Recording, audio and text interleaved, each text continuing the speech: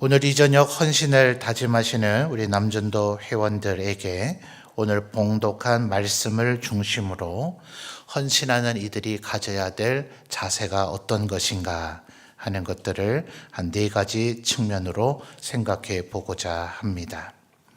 먼저 생각해 봐야 될 것은 15절 말씀을 보면 이스라엘 백성들은 지금 요단 강이 철철 흘러 넘치는 그곳에 서 있다 하는 것이죠. 도대체 어떻게 이것을 건너게 될까도 두려운 일이겠지만 이곳을 건너게 되면 좋은 것이 그 앞에 펼쳐져 있는 것이 아니라 이 강을 건너가면 이제 본격적으로 전쟁이 시작이 되는 거죠. 그렇다면 만약 잘못해서 이 요단강을 건너간 후에 모든 동료들이 이곳을 다 건너오지 못한 채 먼저 건너간 사람이 만약 고립돼 버린다면 꼼짝없이 죽는 겁니다. 만약 예를 들어서 하나님께서 이렇게 마른 땅으로 17절 하반절을 보면 그 마른 땅으로 건너갔더라 이렇게 최종 결론이 기록되어 있습니다만 이런 일이 벌어지리라고 누가 상상이나 했겠습니까? 그러니 일반적인 방법을 생각한다면 배를 어디서 찾아서 가져오든지 아니면 뗏목 같은 것을 만나서 여러 번 반복해서 건너야 될 터인데 먼저 건넌 사람들은 뒤에 동료들이 다 건널 때까지 만약 여리고를 위치한 가나안 족속의 공격이 시작된다면 그들 모두는 꼼짝없이 죽게 될 것입니다. 그러니 누구라도 감히 이 강을 건너고자 하는 용기를 내기가 몹시 어려운 상황이죠. 우리 남전도의 우리 회원들께서는 우리 에베네셀 어르신들을 제외한다면 우리 교회에서 가장 어르신들에 속하는 그룹이십니다. 요즘은 세상에 워낙 신문물 문명들이 많이 급속도로 끊임없이 나오고 있는지라 새로운 지식 정보를 습득하는 능력이 젊은 세대가 비교적 빠르기 때문에 그들이 더 많은 것들을 알고 있는 듯이 여겨져서 어르신들의 지혜와 경륜이 과거만큼 빛을 발하지 못하는 시대를 우리가 살고 있기는 합니다만 그런 과학기술 문명에 대한 지식 정보가 이 세상을 살아가는데 조금 유용함이 있기는 하나 그것은 인간의 본질적인 문제를 해결해 주지는 못합니다. 여러분 지금 연세가 얼마이시든 간에 여러분이 살아오셨던 생애들을 한번 되돌이켜 보십시오. 매 순간이 인생의 최초의 경험 아닙니까? 처음 태어나서 걸음을 걷기 시작했을 때 그 아이에게는 그것이 얼마나 엄청나게 부담스러운 일일까요? 또 아이가 처음 부모의 곁을 떠나 어린이집이나 혹은 학교 같은 곳을 가게 될 때 가려고 합니까? 세상 죽을 것처럼 엄마에게서 안 떨어지려고 울고불고 난리가 나죠. 또 아이가 처음 이성의 눈을 떠서 친구를 사귀게 될 때에 그 아이가 나도 너를 좋아라 한다 하면 다행이지만 그렇지 않으면 온 세상 다 망한 것처럼 식음을 전폐하는 자녀를 혹시 본인의 얘기인가요? 제 얘기였나요? 지내놓고 나면 그 별거 아니죠. 그러고도 견디고 살아갈 수 있는 게 인생이지만 우리의 모든 인생은 매 순간 처음 겪는 일인지라 그때는 역시나 두려울 수밖에 없는 거죠. 새로운 과학기술 문명에 대한 정보 기술이 젊은 세대가 아무리 습득이 빠르다 하더라도 이제 60대를 넘어선 우리 남전도의 회원들께서 살아오셨던 그 삶의 경륜 그것으로 인해서 어지간한 것은 견뎌낼 수 있는 그 경륜은 젊은 세대는 절대로 능가할래야 능가할 수가 없는 것이더라 하는 거죠. 그래서 오늘 읽은 말씀에 보면 이 두려운 상황 가운데에서 결국 하나님의 권능과 능력이 임할 것이지만 14절 하반절을 보면 법궤를 어깨에 맨 언약궤를 어깨에 맨 제사장들이 14절 하반절 백성 그다음 뭐라고 나타납니까? 앞에서 나아가니라. 그리고 17절 중반절을 보면 그 모든 백성이 요단을 건너기를 마칠 때까지 제일 앞서 나아가고 그리고 제일 뒤에 그 요단강에서 나오더라 하는 겁니다. 바로 이 개념이 지금 사회의 여러 곳에서도 사용이 되어지죠.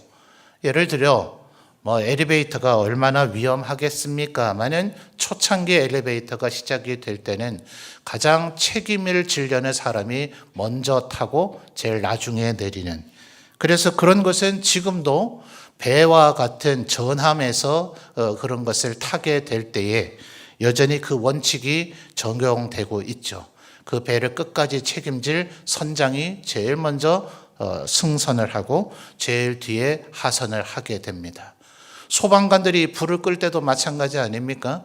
초보 하급 관료를 먼저 들여보내는 것이 아니라 가장 리더가, 책임자가 제일 먼저 화재 속으로 들어가고 제일 마지막에 그곳에 철수한다. 특수부대 리더들도 마찬가지입니다. 어려운 임무일수록 내가 제일 먼저 들어가고 제일 나중에 나오겠다 하는 이런 솔선수범의 자세가 모든 공동체의 멤버들을 하여금 두려움을 이겨내고 문제를 해결하고 과제를 해결하게 만드는 원동력이 되어지더라 하는 것입니다.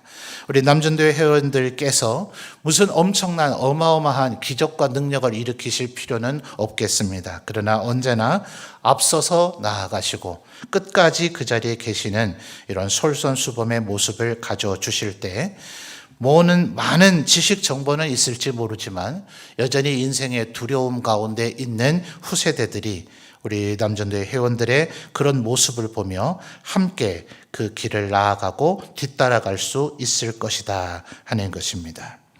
두 번째 모습을 보면 약간 같은 각도이지만 다른 각도로 볼 때 두려움을 견뎌내는 것, 이것이 헌신의 모습이다 하는 것인데 17절 하반절을 잘 보시면 요단에 이르며 궤를 맨 제사장들의 발이 물가에 잠기자 이랬습니다.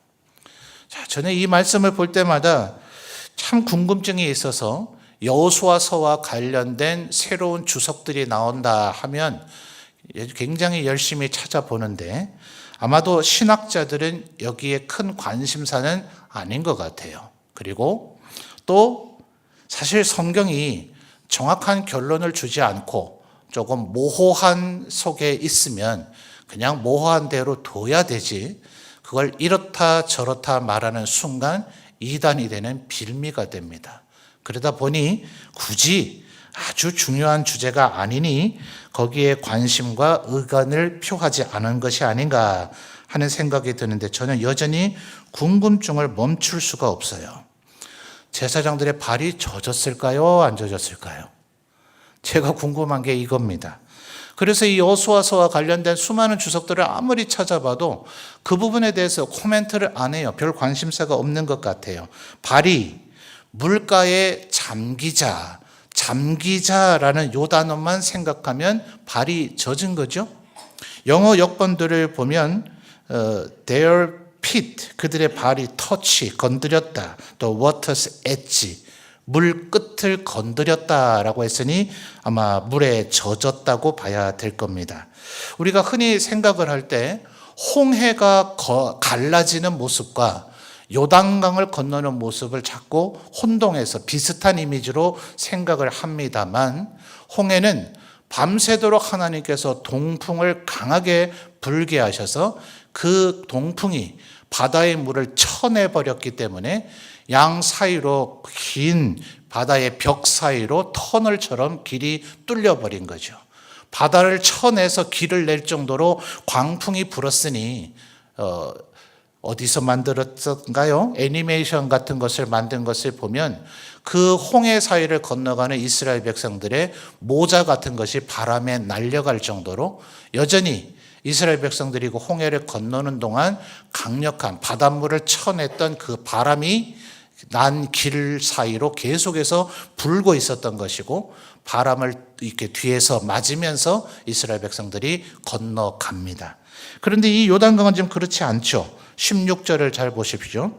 곧 위에서부터 흘러내리던 물이 그쳐서 아담이라고 하는 성읍, 성읍 이름이 아담이에요. 창세기에 나타난 사람 이름이 아니고 성읍 이름이 아담인데 그곳에부터 쌓이기 시작했다는 겁니다. 그곳에서 멈췄다는 거예요. 갈릴리 바다에서부터 흘러내려오던 요단강의 물이 거기에서 멈춰서 마치 쌓인 듯이 되어져 버렸고 그 하류에 있던 물들은 계속해서 염해, 사해로 흘러내려갔다는 거죠. 그러니 한순간에 이 요단강 물이 싹 사라져 버린 건 아닙니다.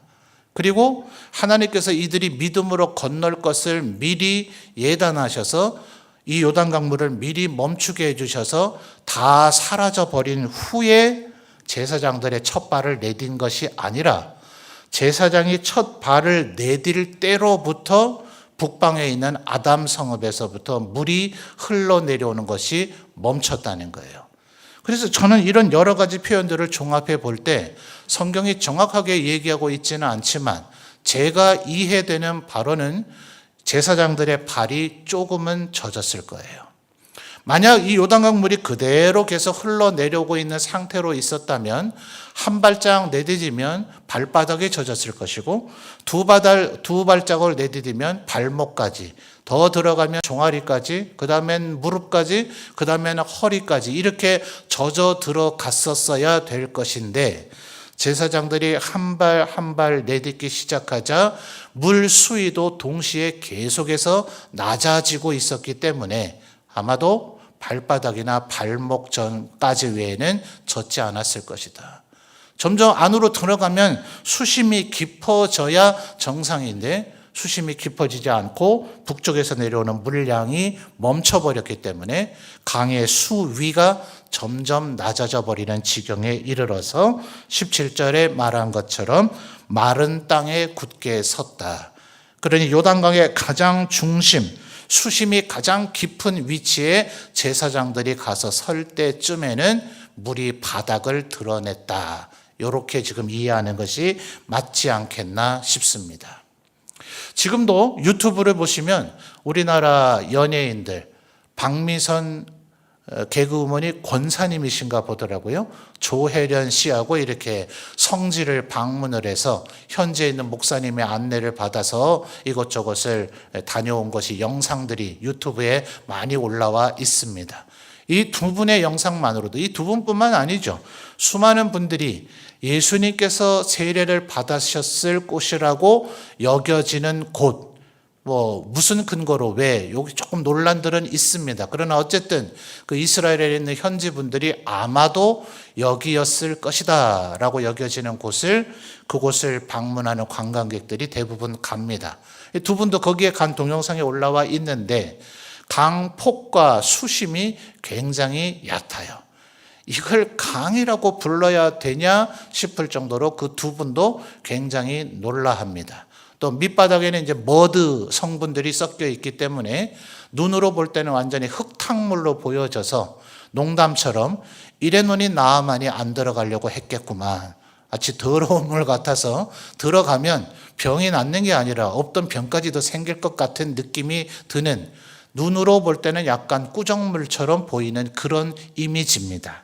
그래서 도대체 이 요단강이 왜 이른가? 자, 15절 다시 한번 잘 보실까요?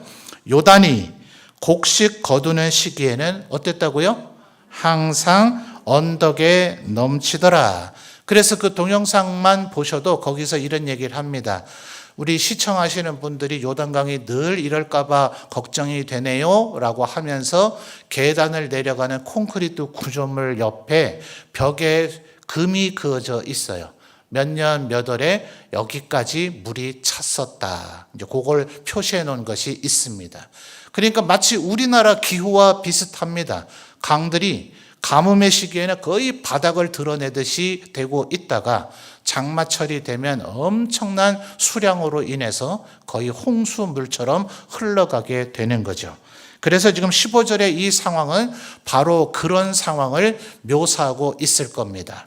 이사야 선지서 같은 곳에 보면 하나님께서 사막에 강을 내신다 이런 표현들이 나타나죠. 물론 하나님은 전능하시고 우주 만물을 만드셨으니 그 어떤 상황에서도 그렇게 하실 수 있는 분이신 줄 믿습니다. 그런데도 제가 여러 차례 아마 말씀드렸지 싶은데요. 혹시 페이스북, 유튜브에도 있습니다. 이 강근이라고 하는 통합청 목사님이시긴 한데 이스라엘에 오래 체류하고 계셔서 이제는 막 드론 같은 것을 띄워서 성지 순례라는 이름으로 관광을 가면 단체 관광이기 때문에 가는 코스만 갑니다. 근데 이분은 거기를 아예 살고 있으니까 일반인들이 거의 접근하지도 못하는 곳을 찾아 들어가서 그냥 안 가더라도 그분이 올려준 동영상만 잘 보시면 이스라엘 땅에 대한 이해가 훨씬 더 높아지게 되어져요. 그래서 그분이 현대 이스라엘에도 이런 일이 일어난다 하면서 이제 카메라로 촬영한 한 1분 정도 내외되는 동영상인데 눈앞은 완전히 광야입니다. 물 한 방울 없습니다. 땅이 바짝 말라 있습니다. 그런데 웬일인지 자동차도 여러 대 서 있고 사람들이 뭘 구경하고 싶어서인지 거기에 꽤 많이 서 있습니다. 갑자기 왼쪽 저 끝자락에서부터 물이 보이기를 시작을 하는데 물이 어디서부터 그렇게 왜 흘러오는지 순식간에 그 앞이 강처럼 돼버립니다. 그래서 차 위치를 어설프게 대놨던 사람은 차가 쓸려갈까 위험해져서 급하게 자기 차를 빼느라 아주 위험천만한 상황이 묘사되기도 하는, 그래서 하나님의 능력은 그것보다 훨씬 더 큰 것을 이야기하고 있는 것이지만 이스라엘의 기후 자체가 지금도 광야와 사막 같은 곳이 순식간에 강이 흘러버리는 일이 일어나는 것이 이스라엘의 기후더라 하는 거예요. 자, 그러니 15절의 이 상황 두려울까요? 안 두려울까요? 여러분 홍수 때 강 같은 것을 건너 보셨습니까? 예전에 우리나라 아직 수해 대책들이 잘 되지 않았을 때 집도 떠내려가고 소도 돼지도 떠내려가던 그 시절 기억나십니까? 그때 그것이 아무리 아깝고 귀중하다 한들 누가 뛰어들어서 그것을 건져낼 수 있겠어요? 뛰어들면 죽는 거죠. 그러니 절대로 뛰어들 수가 없는 바로 지금 그 상황이 15절의 상황인 것인데 언약궤를 어깨에 맨 제사장들께서 거기에 발걸음을 내디디셨더라. 마음에 두려움이 없었을까요? 이 제사장들의 연세가 얼마였을까요?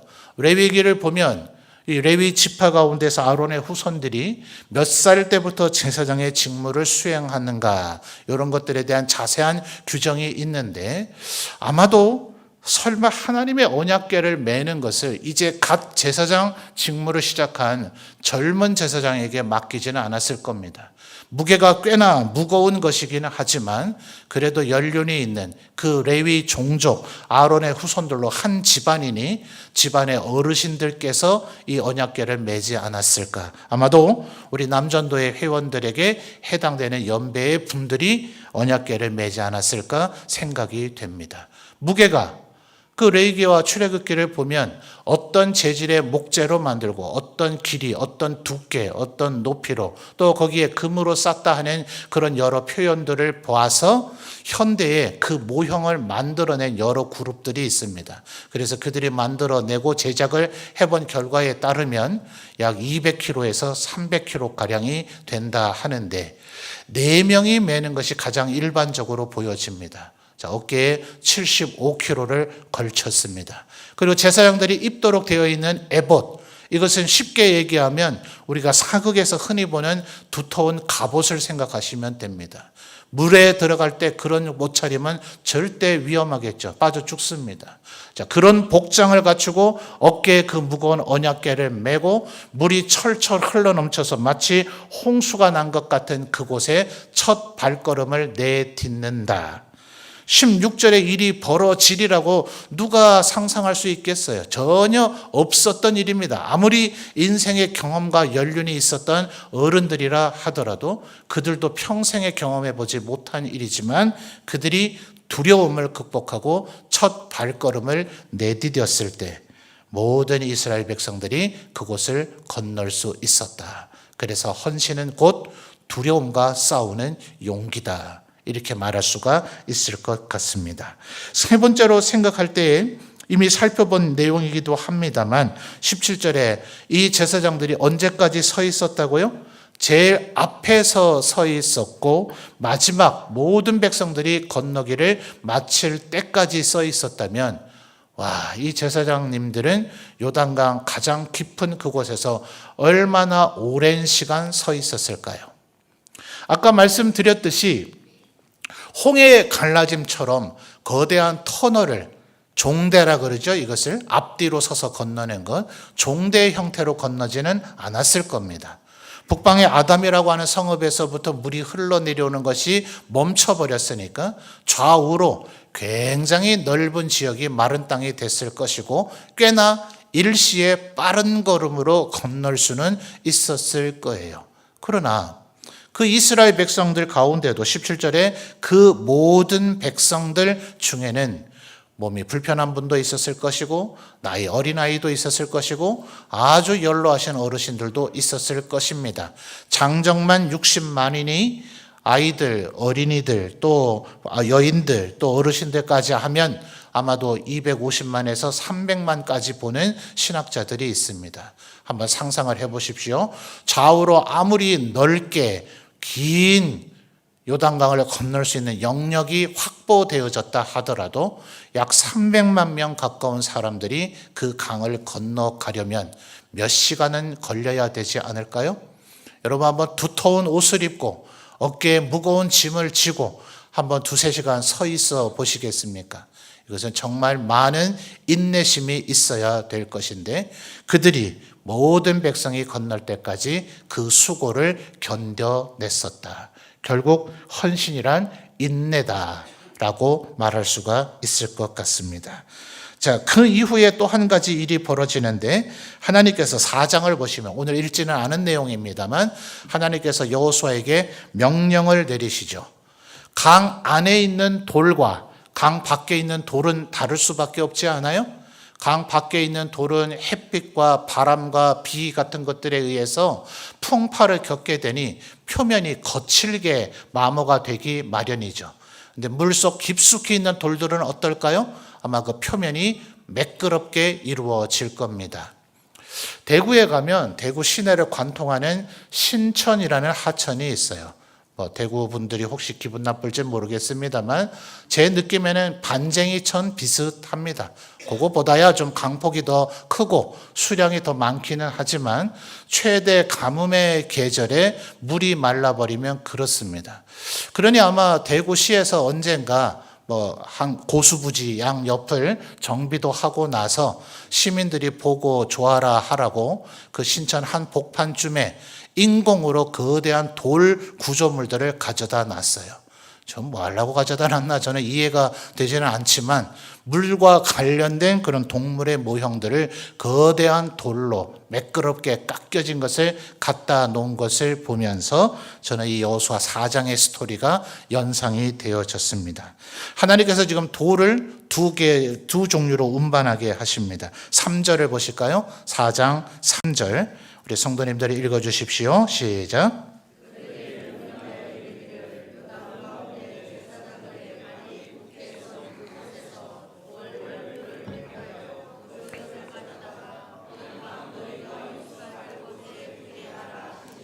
아멘.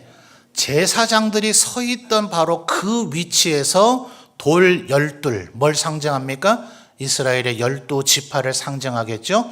돌 12를 꺼내다가 바깥에 나중에 얘기를 보면 길갈 쪽에 세워놨습니다. 12개를 무더기로 쌓아놨을 때 누가 보더라도 이것은 원래부터 들판에 있던 돌이 아닌 강 안에서 꺼낸 매끄러운 돌이라는 걸 알 수가 있죠. 또 반대쪽으로 9절 말씀을 볼까요? 9절 4장 9절입니다. 읽어주세요. 시작.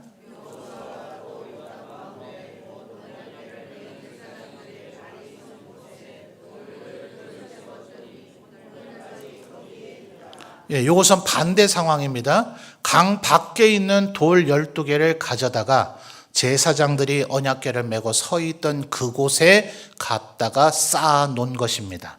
아마도 평상시에 요단이 또다시 3장 15절처럼 홍수기가 되어져서 물이 철철 흘러 넘칠 때에는 그 돌들은 보이지 않았을 겁니다.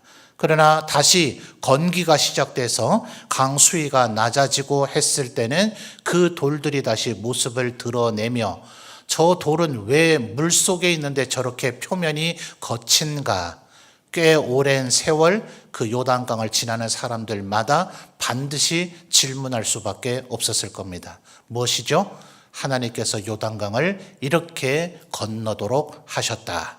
그런데 이 돌들을 취해 온 곳, 그리고 그 돌들을 다시 가져다 놓은 곳, 그곳이 3절과 9절의 공통점이 뭡니까? 그 제사장들이 서 있던 곳, 그곳이 바로 기념하는 장소가 되어 있더라 하는 거죠. 우리 남전도의 회원들께서 성도들의 본이 되어지고 솔선수범하고 두려움을 이겨내고 인내심을 가지고 우리 성도들 앞서서 행하실 때 여러분이 서 있는 곳 자체가, 여러분이 살아가는 그 삶의 모습이, 여러분이 하나님을 섬기시는 그 모습 자체가 하나님 앞에 영원토록 기억되어질 기념이 되어질 줄 믿습니다. 이러한 삶 자체가 바로 우리 남전도 회원들께서 우리 온 성도들을 이끌어 가시고 보여주시는 본이요 헌신이 될 것이라고 믿습니다. 이렇게 살아가심으로 하나님 앞에 영광 돌리고 은혜와 축복을 받아 누리시는 남전도의 모든 회원들이 되시기를 주님의 이름으로 축원합니다.